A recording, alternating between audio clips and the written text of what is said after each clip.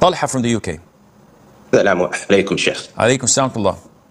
Sheikh, I hope all is well. Sheikh, many years ago, before I reverted, obviously I took out student loan, sadly, and it's obviously quite a chunk now. Keeps going up because of the interest. Here in the UK, there's been a lot of chat by politicians. People have been talking about how unfair the interest rates are, etc. So for me to pay that off is going to be some time. Now I wanted to know if, obviously, when I get married, I need to provide a certain life for my spouse, so she could say what she's accustomed to before.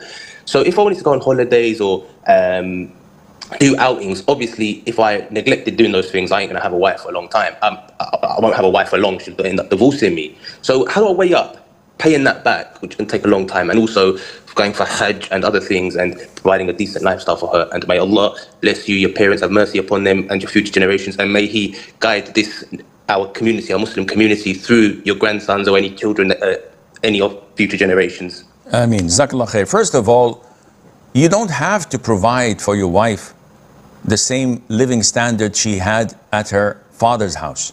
This is not true. You have to provide for her in accordance to your standards, to your ability and affordability. Secondly, your debts are either paid on monthly basis, so you have a timetable that you're abiding by, a chunk of your income is going to them, so you'll clear it out in, let's say, 3 years, 4 years, or you don't. Whatever you save, you just throw at them, and that would be much faster. If it's the first, then there's no problem in organizing your time, your holidays, your Hajj and Umrah, according to what is remaining from the monthly payment you give back to the government.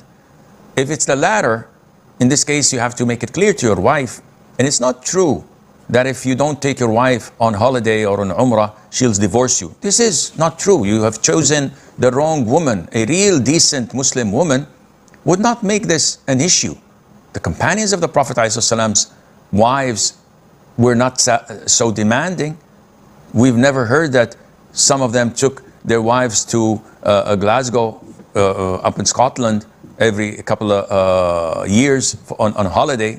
This was not mentioned to us. So having some women with such anticipation is not the norm. The norm is that a Muslim woman looks at how her husband is struggling and trying to make ends meet, paying off his debts and trying to secure and balance a good style of living for her, and she appreciates that.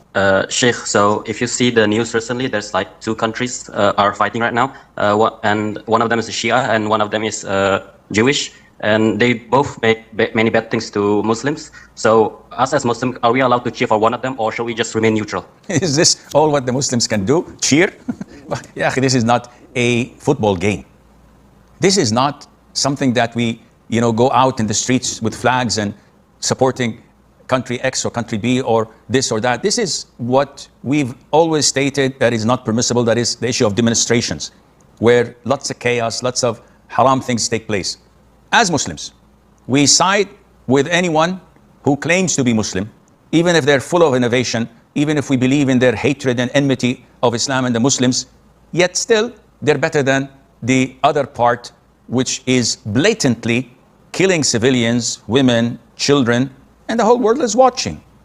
And their ministers say that we would like to annihilate all the children, all the suckling babies, even the dogs and donkeys and animals they have. We would like to wipe them all off, annihilate them. Is this something plausible to them, the disbelievers who are united against Islam? It is.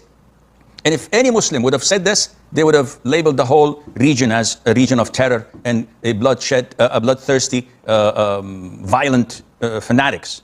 So we don't cheer. We judge things by what we see.